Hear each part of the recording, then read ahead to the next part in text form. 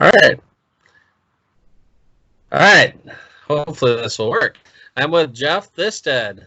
This is the Let's Roll podcast, and you're seeing Jeff Thisted on video, and we'll have it on the audio recording too. What's that? This video has my hair. Oh, yeah. There you go.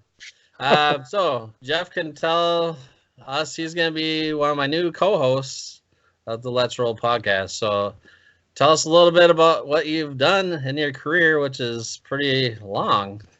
Oh, geez. But yeah, I grew up in Colorado. I like cars. Moved out to LA. Want to become a game show host, and worked on The Price is Right for a while. Left there. I had my own show on GSN for a bit, and then been the host of the Hot Rod Power Tour for years now. I was a product specialist with Chevy. I still have the hat and. Hot Rod Power Tour. There you go. Getting excited for this year. We're going to be in. I know one of the stops is Indianapolis Motor Speedway, and Nice. so we got the Midwest Drags before that. I got the Good Guys, so I'm pretty much a live event host or TV host, that kind of stuff. So, but yeah, I like cars. You're still doing stuff with CarCraft, I guess. The CarCraft Summer Nationals, we were in Madison, Wisconsin for years, and then we got moved to Bowling Green, Kentucky, which I love Bowling Green, but it just nobody went. So the CarCraft Summer Nationals is on hiatus right now. I would love for it to come back because we had the Midnight Drags there. It was at Beach Bend Raceway in Kentucky, you know, the rolling hills and the green grass. We had the stage and then the autocross drag racing. It was an awesome event. But fingers crossed it comes back, but it hasn't happened for a couple of years. Yeah, we had, I don't know if you know, we had CarCraft in Minnesota here as a CarCraft Summer Nationals also. I don't know that was a while ago. And that they didn't renew their contract, I think, is what happened. So then it became the Street Machine Nationals, run by Family Events, now run by Bonnier. So I don't know if you know that. So people are like, whatever happened to CarCraft? That's one of the big questions I always, I get. Like, doesn't CarCraft still run the one here? People still can't figure that out. So who actually owns CarCraft? It's under the Motor Trend umbrella. So it's not the Enthusiast Network. It's probably Discovery now. But John Viscardo, Johnny V, he's the general manager, the editor-in-chief of CarCraft magazine. So let Johnny V know that you want the CarCraft Summer Nationals to come back. Yeah, so CarCraft's one of the magazines that is shutting down. That's one of them, unfortunately. It's one of the magazines I got when I was a kid. Is CarCraft. I still have, I think, 5 years left on my subscription. It's like I love the fact that actually the very first CarCraft Summer Nationals that I went to in Madison, Wisconsin, the blue Duster, Doug's Duster, the Duster was there, and I just read about all the paint that they had done to it, and I got to see it in person, and everyone's like, it's just the CarCraft Duster, but I'd never seen it in person, and it's so cool. I love the paint on it, and it's actually a legit race car. Yeah. Well, let's see. You've done. You were on a TV show. I'm totally drawing a blank, and then that was 6 years ago. 6 episodes. That's it. 6 episodes. Okay. Yeah. I remember watching them. And then they were doing reruns of them for a while there. Yeah, they'll have the Rod Wheel Marathon. We don't get paid for it, but the Discovery does. So what do you think? So as far as the Hot Rod Power Tour, I've never been on it, but that sounds like a lot of fun. You've never been on it? No. How many cars is it? About 5,000? You like cars? You like cars, Mike? Oh, yeah. If you like cars. Okay, so here's the Jesse Combs asked me years ago, what's so special about the Power Tour? And I said, here you go. On the Power Tour, you've got 6,000 cars going to 7 cities in 7 days. Sometimes it's 7 different states. It depends. But they're all rolling. And it doesn't matter if it's a Yugo, if it's a Ferrari, if it's a 69 Chevy, if it's a Camaro, Chevelle, Mustang. It doesn't matter how cool or hot or bad or what the car is. they're all moving and living and breathing and running. If you break down, you got motor medics. People will stop you on the freeway to help you, rain, snow, shine. It's unbelievable. I leave the Power Tour and I fly back to LA. I land and then I go to the Beverly Hills Concourse. It's usually around Father's Day. So you go from all these cars that are living and breathing, and you can hear them and smell them, and they're a lot of them are very expensive SEMA show cars that are being driven on the Power Tour to promote their builder and promote the builds. And then you get to Beverly Hills, and all the cars are behind the velvet ropes, and you can't go near them. They get pulled off the trailer. They get pushed into their display. They get pushed out of the display. They're swabbed. It's like they don't live. They look really cool and shiny and neat, but they just sit there static. And the Power Tour, these people are living and breathing for 7 days, and if you've never been, it is a thing of beauty. You gotta get them to come. You gotta get them to come through Minnesota. Right? Yeah. They always ask me, or I'm the idiot up on stage, one of the hosts of the Power Tour, and I always get the question, so when are we going? Where are we going next year? It's like, I know when you guys know. What do you mean? I find out on Facebook, or I find out on the website when they post it on the website, usually early January. Mm-hmm. Otherwise, they don't tell me where we're going. But yeah, tell the events team you want to go to Minnesota. Well, I don't know if you know about this. I always say it all the time, but Minnesota's got the most classic cars per capita anywhere in the United States. I don't know if you knew that, but between all of the hot rods and muscle cars, we have the most per capita. A lot of people don't know that. Did you just make this up? No, I mean, street rod. Yeah, I don't know if you've been to back to the 50s, but we get 12,000 cars here for that. 12,000. Wow, that's a good number. And that's 64 and older, so it's not like they're inviting all the newer Camaros and Mustangs and all that. In fact, they've banned Mustangs. Wow, yeah. Very cool. 64 and older, we get 12,000 cars. That's why Kindig comes. We got a lot of car builders that come every year now because it's just gotten crazy. It's been that way, but people are finally discovering it or hearing about it. When is it? I should have it on my website soon. I think it's June 17th through the 19th, but I'd have to double check that. I haven't got a flyer. I don't think they've come out with a flyer yet, but I'll have it on my website once I do. Oh, that's the week after the Power Tour. And that is, it's been rated the #1 car show on USA Today the last 3 years, #1, like 2 out of 3 last years. Wow. So, #1 car show in the country. Very cool. So, yeah, let me know when you put it up on the website. I'll check it out because after the Power Tour, my plan is to drive around the East Coast a little bit until the Good Guys. I'm doing the Good Guys Columbus with Tim Strange. We announced the autocross together. Yeah, but, I saw that. A buddy of mine, Mike Cotton. Have you seen the new show on Motor Trend, Faster with Finnegan? I have. Anyway, Cotton's on that show. And he's building a Ford van with a nasty LS in it, and he wants to go to the Good Guys Des Moines show. So we may meet up and go to the Des Moines show before we go to the Columbus show, and then drive around the U.S. for a little bit together and get into some shenanigans. Yeah, Des Moines close to me, but I have a job that takes me every other weekend. I usually have to work that weekend, unfortunately, every year. I've never been down to Des Moines. And I know a bunch of friends that go down there too. It's only 3-4 hours away from here, so it's not that far. Nice. Yeah, I haven't been to the Des Moines show, but I've heard that and the Columbus Good Guys show are massive. And last year at Columbus, John had me get there super early. I'm rolling in like 5:30, 6 in the morning, and there are people lined up in their lawn chairs. It's still dark outside, and I got this rental car. What's this idiot in the rental car doing coming in? It's like, hey guys, how are you? It's not even light out and they're already waiting for the cars. It's nuts. Yeah, they do that here for Back to the 50s. It's just nuts. You'll see, I'm probably going to do some video from there this year. And last year I took 1,200 pictures or something like that. Oh, so wow. You'll see some coverage from there, hopefully.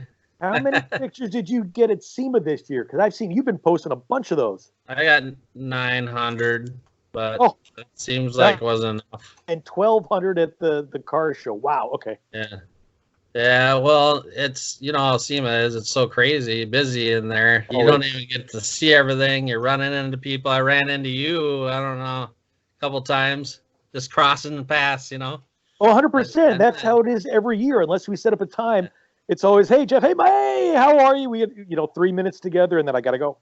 yeah, that's what I was doing. We had Paul Jones in the last podcast, and I did every time I see Paul, I'd be like, "Hey, Paul," and he'd say, "Hey, Mike," and we just walk right by each other. We didn't even talk more than "Hey," and then I just had him on the last podcast, so Very nice. it's Yeah. pretty funny. I actually surprised him, Joe Zober from Garage Squad. I had Paul. I'm like, "Hey, do you want to come in during the middle of our podcast?" Well, it didn't work out exactly how I planned, but they're really good friends. So when he popped in, he's like, "Hey!" Oh, nice. So, and those guys took over the podcast. I just kind of sat there and listened to him talk. But we were talking automotive stuff. So, Hey, I still haven't heard what's Brady's favorite car. He's watching Titanic. Should I not bother him? I know he's watching he Titanic. likes Camaros. I know that, and Mustangs. So There's Mustangs. All right. And don't forget oh, Love Bug. He likes Herbie. Hey, number 53. The Volkswagen Bugs. Every time I go to a car show, he gets all excited, and it's so funny because the people just start laughing because how many kids say Herbie, Herbie. Right? I love that.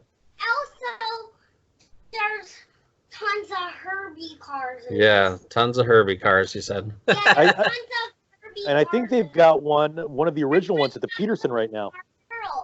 Yeah, they got. I don't know where it was. I posted a video. It was actually on my girlfriend's Facebook, and there's hundreds of Herbie cars. I'm not sure where that was, but they're all driving down this one street, and it's at night. So it's like some type of cruise get together, and I don't know. There's probably a couple hundred of them. Oh, wow, that's nuts. Crazy. Yeah. So someday I'll have to get one, maybe. There you go. Yeah. You watched that movie 100 times probably by now. So the newer one. I haven't seen it in, I want to say 20 or 30 years. Now I got to watch Herbie the Love Bug. Wait, which one is his favorite? Because there's like 3 or 4 of them, right? Yeah, he likes the one with Lindsay Lohan in it. Oh, that's not a vintage one. That's Lindsay Lohan. Yeah, I know. But he's seen some of the old videos. I don't know if he's watched the old movie yet, but he's seen some of the stuff on Facebook, and he thinks it's pretty funny. So. Oh, that's funny. I got to check it out. Yeah. Well, you'll be at SEMA, I'm sure, again. Ed's bringing possibly a couple builds this year. We'll see how that works out. Oh, wow, So, nice. He's building a rat rod car and then possibly a truck. But if that all pans out on the truck thing, so I'll be there. I know some people, they're going to be showing a car that they were going to show this year, but they got the Hulkamino. I don't know if you saw the Hulkamino. Yeah, that was right down the ramp. Yeah, those guys, they're building another car. It's going to be a shiny, nice car. Okay. But it's going to be radical, so I can't wait to see it. It's going to be really, really cool. So they're going to be hopefully unveiling it this year. They just ran out of time for 2019. So, and they're from Minnesota. There's a lot of builders in Minnesota, believe it or not. I don't know if they're as big as some of the other ones, but there's some nice cars that come out of here. Well, you guys got 11 months of winter, so yeah, you got some time to build. That's why people are in their garage because they can't go anywhere. That's just it. That's when I did the Chevy thing. The people in Detroit at the North American International Auto Show, the Detroiters would hate me. It's like, Southern California is the car capital of the world. Oh, well, Detroit is the Motor City. Well, it may be the Motor City, but where's your hot rod? Well, right. It's in the garage. Well, exactly. Southern California is the car capital of the world because it's the only place you can drive your open fendered Roadster 360 days out of the year. Yeah. You're stuck in Minnesota and Detroit, and your hot rods are stuck in the garage, but we can drive them out here. That's one of the things in Wisconsin. We're close to Wisconsin, so there's guys have been complaining that they've been getting pulled over with the fenderless rods, street rods. Really? So, yeah, I sent the thing to SEMA saying, people should be sticking up for those guys because they're getting pulled over and getting tickets. I was like, wow, that's crazy. Just for not having fenders? Yeah, on some of their old, 30 Chevys, Fords. I had no idea. Yeah. I sent that to SEMA. Brady, hey. Get the SEMA Action Network on it. Yeah, that's what I try to do.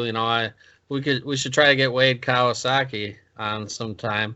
Talk about stuff like that. I want to try to get him on, but I don't think he's the acting CEO anymore. I can't remember the person's name now, but wasn't Wade's the big guy for Motor Trend, right?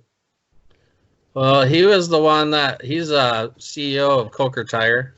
Oh, he was also CEO of SEMA until recently, I think. So, but he's a really outgoing guy, and I'm friends with him on Facebook, and he travels all over the world. You think you travel a lot, but he's traveling everywhere across the world. I tell you. See, that always rubs me the wrong way. One of the guys, the live event guys from Motor Trend, Steve Freeman. Yeah. I think I travel a little bit for the car shows here and there. Every time we go somewhere, he always gets he's always ahead of me on the bump up list to first or preferred. And it's like Jeff, I travel a little bit. You travel more than me. You're killing me. I'd like to. Did you see that Saudi Arabia show? That would have been something else. Yeah, I didn't make. Did you go? Yeah. No. I saw a lot of video from there. I'm like, man, that would have been kind of cool. Something different for sure. So it was interesting. I talked to Johnny Martin. He owns the 57 Chevy that won the Riddler last year. One of the good guys, the silver 57. The silver one, yeah. Yeah, he's out of Colorado. We were talking at the Grand National Roadster Show, and Johnny, remember the truck that sold for the semi truck that sold at Rydia? Sold for like $13 million. Really? Anyway, everyone was complaining that none of the cars were selling. None of the cars were selling. Apparently, the Americans had exorbitant prices on their cars, and that the semi that sold wasn't even there, and it sold to a phone bidder who wasn't there. So it was a complete like a smoke show. Huh. And yeah, I hope it happens again. I'd love to go for it. Well, I know that Kendig sold that Mercedes, that the Gullwing Mercedes, I think. Oh, they did. Okay. I think that sold for $3 million or something. Okay, that was a nice car. And at the Columbus show, Tim and I had to work through lunch, but we got to watch them in the blue. Was it a Charger? Yeah. The Charger, the Mercedes, and another one of the Kendigat cars. But they beat that Mercedes up for an hour on the autocross, and it's sold for $3 million. LSX 454. It's like I love to see the cars not just sit there, but actually getting to eat and breathe. It makes me happy. Yeah, it was interesting because I saw Kev Dog. Someone shot a video from Saudi Arabia, and they're sitting right behind Kev Dog, and they're watching it get sold right there. It was pretty interesting. Very cool. So I think it was $3 million, but it's still a pretty good amount of money, though. I would think. So it was a nice car. Beautiful car, yeah. Yeah. So I guess we'll have to connect more. We're gonna maybe do some of your tour phone-ins or whatever we're gonna do, but it'll be kind of fun to see some coverage when you're running around the country. Definitely, yeah. And especially you told me that I can do it right here on the cell phone. Heck yeah, we'll get it done. Yeah, and now I want to go to Des Moines now. If you guys are gonna be there, man, it's so hard when you work every other weekend. Yeah, Cotton called me up yesterday, and he told me he wanted to go to Des Moines. I'm like, well, wait, I got to go to Columbus, and Des Moines the weekend earlier. Yeah, we'll come. So we'll figure it out. But yeah, it'll be fun. That'd be cool if you guys go there. I know friends that go there, but I'd love to go down there now. Did you get out to the where they do the drifting out at SEMA in the parking lot? It's so crazy because I just get so busy taking pictures and stuff. This year I didn't even make it out there. I didn't even make it to the drifting. There's a van. It was built by one of the TV shows that I don't know what show, and I didn't realize. but it's a Ford van that they put an LS in the middle of it, mid-engine, and they put a big nasty Whipple supercharger on the damn thing. Jeez. So yeah, I interviewed. It's this, the Ring Brothers Camaro that won a bunch of things. Same Whipple supercharger on that thing. So I interviewed Dustin Whipple about beautiful cars. So I'm gonna. Hey, actually, if you're interested, I'm gonna take a tour of the Whipple supercharger plant when I'm on my way to the Good Guys in Pleasanton. Maybe we'll do a live hit from there. Yeah, it just depends on how the schedule works out on that, but yeah, very cool. I do work a full-time job, so that makes it a little trickier too. Right. So if it works out, I usually have a lot of mornings off and then going late. So I don't know. I'll have to see how it works. That'd be cool. I'll share a video. Even if you do a video from there, I'll share it or whatever. Very good. All right. Well, we'll probably can sign out, and I'll reach out to you in the next podcast, what I've set up. So I'll let you know. Sounds good, Mike. Looking forward to it. Tell Brady I said see you later to him. All right. And we'll see you next time, man. Looking forward to it. Yeah, thanks for being on the podcast. And, yeah, we'll keep going. Keep going with it. Love it. Yeah, thanks for having me, man. I appreciate it.